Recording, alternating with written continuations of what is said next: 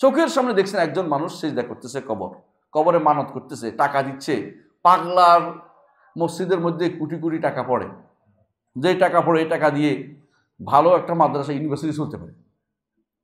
পাগলার টাকা দেয় কোনো মানুষ?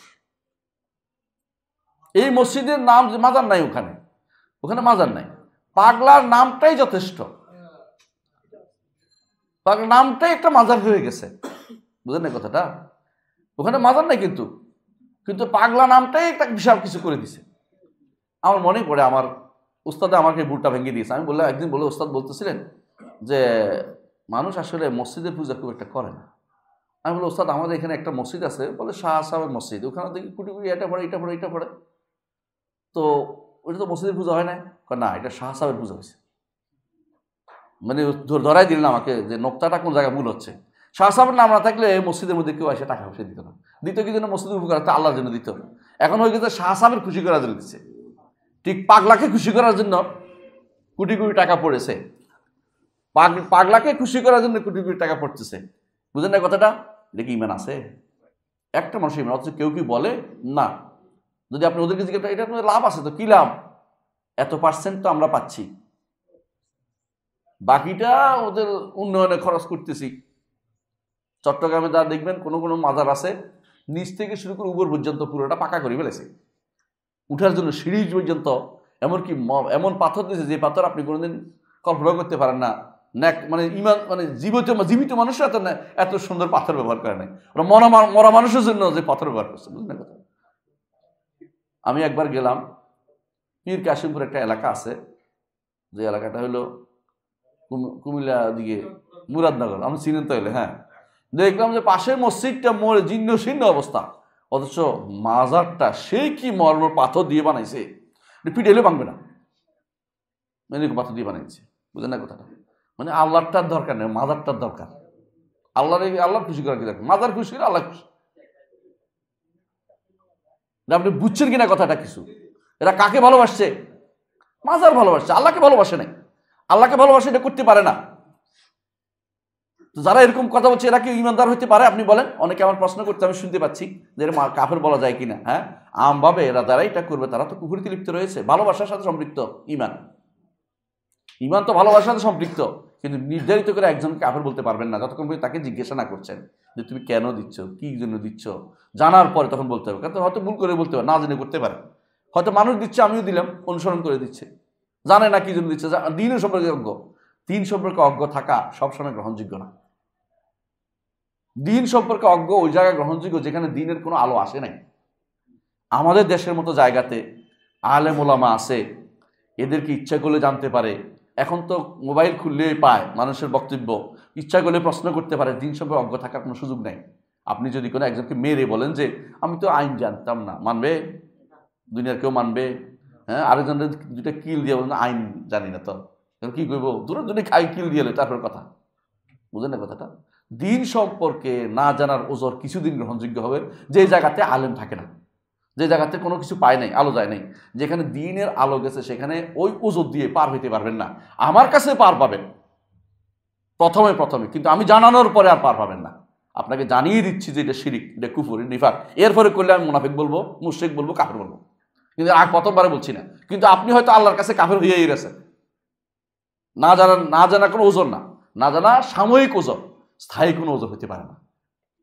ওই জায়গায় ব্যক্তির জন্য ওজন হতে পারে যে ব্যক্তির কাছে দিনের আলো পৌঁছে নাই। হয়তো ধরেন কোনো দ্বীপে বসবাস করতেছে, কোনো জঙ্গলে আছে, আফ্রিকার কোনো জঙ্গলে আছে, অথবা ধরেন এস্কিমোনি বলে এদের বাড়িতে বরফের জায়গাতে আছে, যে এখানে আছে যেখানে মানুষ ইসলাম পৌঁছে নাই। আলহামদুলিল্লাহ, রাসূলুল্লাহ সাল্লাল্লাহু আলাইহি ওয়াসাল্লাম বলেছেন এই দিন পৌঁছবে প্রত্যেকটি কাঁচা ঘর পাকা ঘরে পৌঁছবে, বাইত ওয়াবার পশমের ঘর পৌঁছবে। অর্থাৎ যেটা মরুভূমি হোক অথবা সেই এস্কিমো দেশ হোক, সব জানি দিন পৌঁছবে। বেআইজি আজিজ নাউজুল্লাহ দলিল, সম্মানের সাথে বা অসম্মানের সাথে পৌঁছবে। এখন আপনি এটাকে ওজর বলে বাঁচার কোনো পথ নেই, চেষ্টা করতে হবে, জানতে হবে। ইমাম আবু হানিফা রহমতুল্লাহ আরও কঠিনভাবে বলেছেন। তিনি কি বলতেন? ইমাম আবু হানিফা রহমতুল্লাহ বলতেন যে, এটাও আমরা বলছি না, তিনি বলতেন, এটা তার বক্তব্য ছিল এটা, যে যদি আল্লাহ কিতাব কোরআন নাও পাঠায়, মানুষ কষ্ট করে আল্লাহ সম্পর্কে খুঁজে নেয়, এটা ফরজ। আর আমরা বলি এটা, আল্লাহ বলছেন ওমা কুন্না মুআযযিবিনা হাত্তা নাবআসা রাসূলা, রাসূল না প্রেরণ করে আল্লাহ কাউকে শাস্তি দিবেন না। যে জায়গাতে রাসূল আসে না, যে সময়, ওই সময় তাদের ওজর ছিল, এখন আর ওজর নাই। এখন আপনাকে জানতে হবে, দিন জানতে হবে। এই জন্য এই প্রতিষ্ঠানগুলো, এই মাদ্রাসাগুলো, এগুলোতে আপনাদের যেগুলোতে দিন পড়ানো হয় সেগুলোতে আপনাকে পড়াতে হবে। আপনি যদি জেনে শুনে দিন বিরোধী কাজে আপনার পথে রাখেন আপনার সন্তানদেরকে, আপনি আল্লাহর কাছে ধরা খেয়ে যাবেন। এটা কিন্তু ছাড় নাই, বুঝতে হবে আপনাকে। এটা যদি করতে পারেন আপনারা বিশাল কাজ করলেন, এটা বিশাল বিপ্লব হবে, বিশাল কাজ হবে। বাতিলরা তখন বুঝতে পারবে যে আমাদেরকে বাদ দিয়ে গেছে, আমাদের পথে চলছে না। তখন তারাই চেষ্টা করবে যে না, আমরা দিনের উপর থাকি, নইলে তো আমাদের পক্ষ থেকে কিছু কেউ আমাদের পক্ষে থাকতেছে না। আপনাকেও বয়কট করতে হবে তাদেরকে। এইটার নাম হচ্ছে হাজিরুল মুবতাদি। বেদাতিরা, মুশরিকরা, তাদেরকে হাজির করতে হয়। কেন? তারা যেন বুঝে যে আমার পক্ষে যাওয়া সম্ভব না, আমার থেকে তো বাদ দিয়ে দিচ্ছে, বাধ্য হয়ে আমি এই পথে ঢুকি। বুঝলেন না কথাটা? আপনাকে অবশ্যই বুঝতে হবে দিনের কিছু কি আছে, নাওয়াকিদ আছে, দিন নষ্ট হয়, দিন নষ্ট হয়। তো দিন কিভাবে নষ্ট হয়, দিন কিভাবে নষ্ট হয়, দিন নষ্ট হয় এটাকে ভয় আপনার রাখতেই হবে। দিন কিভাবে নষ্ট হয় এই জিনিসগুলো আমাদের আলোচনা আসবে। আজকে আমরা আলোচনা দীর্ঘায়িত করব না, এটা নিয়ে ইনশাআল্লাহ আগামী ক্লাসে আলোচনা করব যে ইব্রাহিম আলাইহিস সালাতু ওয়াস সালাম তিনি কীভাবে ভয় পেয়েছিলেন এবং উম্মতের মধ্যে কারা ভয় পেয়েছিলেন, দিন যেন নষ্ট না হয় তারা কীভাবে এর চারপাশে বাধা দিয়েছিলেন। এই জিনিসগুলো আমাদের জানা দরকার। আল্লাহ আমাদের তৌফিক দান করুন। আসসালামু আলাইকুম রহমতুল্লাহ বারাকাতুহু। কিছু প্রশ্ন আছে, এগুলো উত্তর দেবেন ইনশাআল্লাহ। লিখিত দিতে হবে, কি কাগজ দেন না, কাগজ দেন, কারণ আমরা সরাসরি উত্তর দেই না। আমরা লিখিত ছাড়া উত্তর দিব না, যত কিছুই হোক। একটু কষ্ট করে লিখতে হবে, যতই লেখেন আপনি কষ্ট করে লিখে দেন। আমি একজন জেনারেল পড়ুয়া, আমি মাসাইল জানার জন্য সহিহ ফিকহুস সুন্নাহ অথবা ইসলামী ফিকহ বাংলা অনুবাদকৃত এই দুটি বইয়ের ভিতরে কোন বইটি আমার জন্য উপকারী হবে? জেনারেল পড়ুয়ার জন্য ইসলামী ফিকহ বইটা দরকার, বেশি উপকারী। জেনারেল ফিকহ বইয়ের জন্য ইসলামী ফিকহ বইটা বেশি, ইসলামী বইটা বেশি উপকারী জেনারেল পড়ুয়ার জন্য। আর যারা একটু বেশি দিন পড়েন, আরবি বুঝতে পারেন, মাসালা ঘাটাঘাটি করতে চান, ভালো কোনটা বেশি প্রাধান্যপ্রাপ্ত মত জানতে চান, অতিরিক্ত জানতে চান, তাদের জন্য সহিহ ফিকহুস সুন্নাহটা ভালো। আসসালামু আলাইকুম। ওয়ালাইকুম আসসালাম। শেখ, আমার বাবা আরবি পড়তে পারে না, তিনি অল্প শিক্ষিত, এক্ষেত্রে ছেলে হিসেবে আমার করণীয় কি? আরবি পড়তে না পারলেও কোরআন তাকে শোনান, শোনালে তো সওয়াব হয়। রাসূলুল্লাহ সাল্লাল্লাহু আলাইহি ওয়াসাল্লাম শুনতেন, আপনি কোরআন পড়ে তাকে শোনান। আপনি কি আশ্চর্য হচ্ছেন না? আরব দেশে একজন লোক আসছিল, তিনি কোরআন শুনে শুনে মুখস্থ করে ফেলছেন। আমি জানা মতে এরকম বহু মানুষ আছে, শুনে শুনে মুখস্থ করে ফেলে। আমাদের মসজিদ নবীর এক ইমাম ছিল, তিনি শুনে শুনে সব মুক্ত করতে পারতেন। আগে কথা বলতেছে, শুনে শুনে করতে পারতেন। এরকম একজন ইমামও ছিলেন, শুনে শুনে সব মুখস্থ। অনেক মানুষ অন্ধ মানুষ, শুনে শুনে মুখস্থ। আপনি তাকে শোনান, জানান, দিন এভাবে পড়ান, আলহামদুলিল্লাহ। তিনি নামাজ পড়ার চেষ্টা করেন, শুধু ফরজ সালাত আদায় করেন, দয়া করে জানাবেন। আলহামদুলিল্লাহ, একটুকু তো বিশাল নেয়ামত।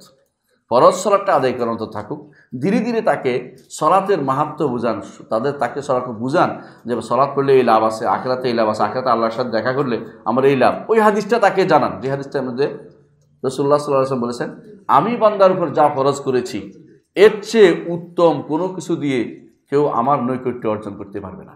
ফরজটা দিয়ে আল্লাহর নৈকট্য বেশি অর্জিত হয়, নফলটা দিয়ে আরও বেশি আল্লাহর নৈকট্য অর্জন করা যায়।